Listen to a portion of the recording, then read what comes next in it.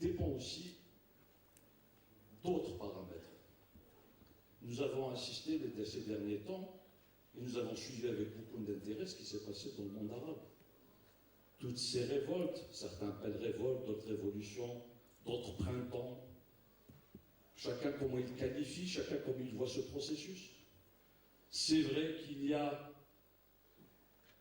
dans ces mouvements-là quelque chose d'extrêmement positif. Moi, je mets en avant, c'est que c'est un mouvement qui produit de la sécularisation politique. Mais il est vrai aussi qu'il intervient dans un contexte mondial en recomposition et qu'il y a des jeux de puissance. C'est-à-dire qu'il y a une volonté, effectivement aussi, de reconfigurer le monde arabe ou le monde berbère, le reconfigurer selon les intérêts des puissances occidentales. C'est incontestable, c'est indéniable. Mais il y a aussi une aspiration aussi des peuples. Il y a une aspiration des peuples à la liberté, à la démocratie, à la justice, qui est une aspiration authentique. Il est évident dans cela, le rôle des élites est important. Justement, l'issue de ces mouvements dépend en fait, de la capacité des élites à faire que ces processus politiques soient des processus authentiquement démocratiques. Et qu'est-ce qu'on entend par processus authentiquement démocratique? C'est des processus qui permettent non seulement la démocratie politique, c'est-à-dire l'alternance, mais qui permettent aussi le contrôle des richesses. Contrôler ces richesses. Faire en sorte que, par exemple, pour nous, le pétrole, ne puissions pas brader ce pétrole, mais un processus démocratique, c'est ce qui permet aux citoyens de pouvoir exercer un contrôle sur leurs richesses, de pouvoir maîtriser leurs richesses, maîtriser leur destin. On n'en est pas là, on ne sait pas comment va évoluer le monde. Quelle sera l'issue de ces révolutions? Comment vont-elles? Est-ce qu'elles vont accoucher? Moi, je l'espère, je souhaite.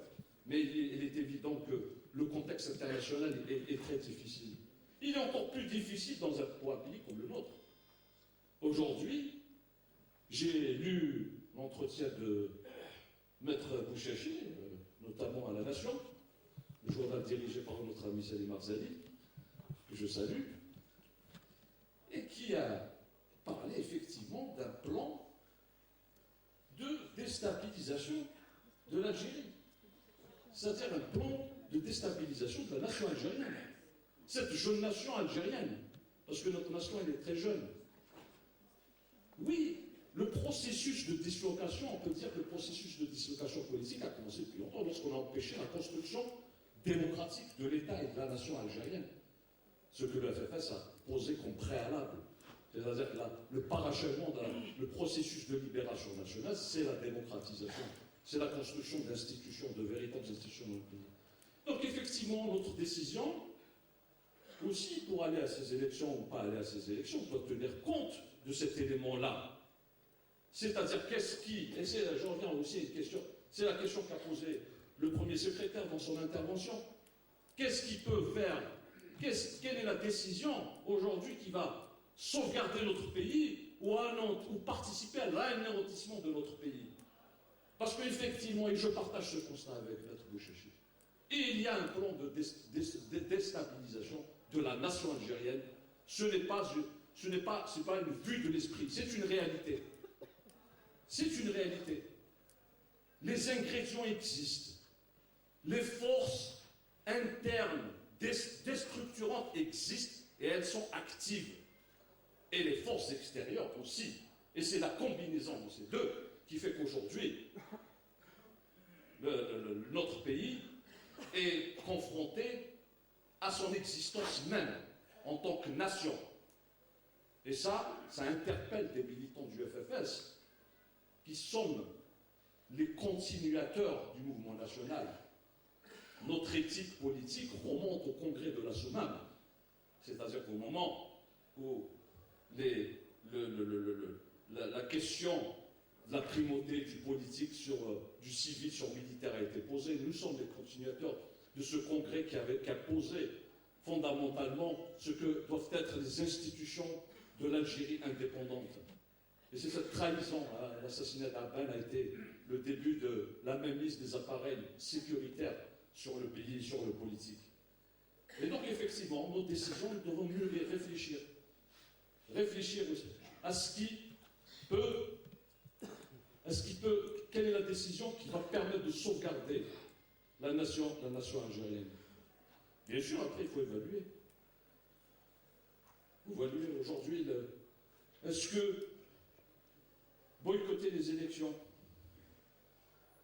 Moi, j'aimerais que le débat puisse se poser de manière sereine, qu'il y ait une discussion après, on va échanger, je ne vais pas trop tarder puisqu'il faut donner la parole à nos amis, mais posons-nous la question aussi. Si aujourd'hui il s'agit de boycotter, parce que quand on pose le problème éthique du FFS, oui, nous avons des valeurs, nous avons une identité à défendre. Quelle est la stratégie à mettre en œuvre? Il y a éthique et stratégie.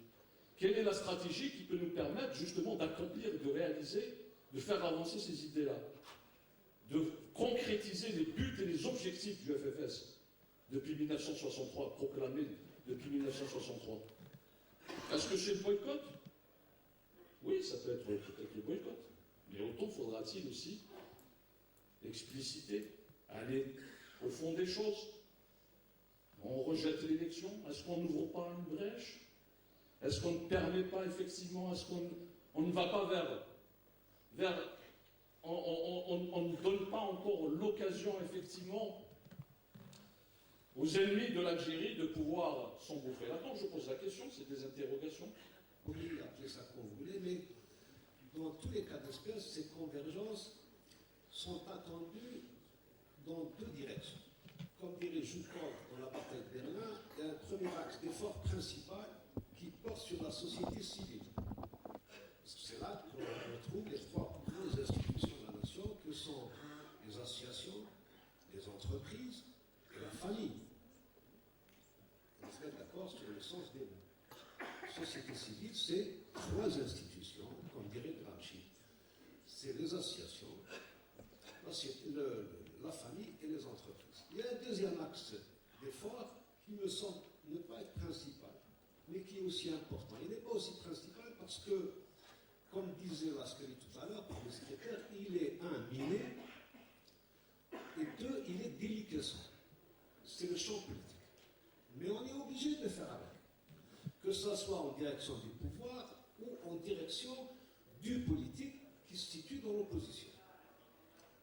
Prenons le premier axe d'effort principal qui est la société civile. À ce niveau-là, l'objectif, de mon point de vue, le plus important est de sortir d'une configuration d'un État-providence qui a mis sous tutelle une société civile anémiée, infantilisée et parfois outrageusement assistée. Je vais m'expliquer sur chacun de ces trois qualificatifs. Nous sommes en effet aujourd'hui dans une configuration où le champ associatif, prenons la première institution d'association, est composé de 85 000 associations, autour de 85 000 associations. Mais ce sont pour la plupart des associations d'allégeance, de soutien ou de clientélisme qui sont activées ou réactivées dans des périodes particulières, notamment les périodes électorales. Le peu d'espace qui est consacré à ce que j'appelle les associations de contestation, comme la Ligue des droits de l'homme, le Rassemblement d'Action Jeunesse, le peu d'espace qui leur est accordé est trop étroit pour leur permettre d'exister dans la durée et pour leur permettre d'exister de manière visible. Néanmoins, ces associations de contestation, constituent, de mon point de vue, le noyau actif d'une société civile en formation, d'une société civile émergente, qui est d'autant plus méritoire qu'elle comble un vide sidéral laissé par un fonctionnement défaillant de l'État. On l'a vu à la lumière de la vague de froid qui a frappé le pays, on le voit quand il y a des intempéries, on le voit à plusieurs occasions. Champ associatif émergent avec une brèche, comme disait Samir, constituée par des associations de contestation. Deuxième institution de la société civile, c'est l'entreprise. Au niveau de l'entreprise, nous avons affaire à deux partenaires. Fondamentalement, ce sont les syndicats et le patronat. Dans notre pays, le partenaire syndical est ce que j'appelle moi des syndicats buvards. Des syndicats buvards dont l'activité est orientée dans 4 directions. Ce sont des syndicats qui servent à absorber la contestation. 2, ce sont des syndicats qui servent fondamentalement à juguler, à battre en brèche le droit de grève. 3, ce sont des syndicats qui servent à empêcher la libre organisation des travailleurs. Et 4, ce sont des syndicats qui servent de courroie pour négocier la paix sociale contre la distribution de la rente. Tout cela, on fait ce que j'appelle des syndicats buvards, opposés à un patronat atomisé et clientéliste. Il est atomisé et clientéliste du fait de sa proximité étroite du pouvoir. Nous avons plutôt besoin affaire ici à une bourgeoisie bureaucratique qu'à une bourgeoisie nationale construite sur l'accumulation patiente et durable dans le temps, substituée à la nation. De tout cela résulte deux choses déplorables de mon point de vue. D'abord, si la démocratie c'est un démos et un kratos, je dirais un démos anémié. Un démos anémié, infantilisé, après avoir été hypertrophié. Nous sommes passés du pays des miracles au peuple mineur, qui est d'autant plus responsable qu'il a mis au pouvoir des islamistes en 95.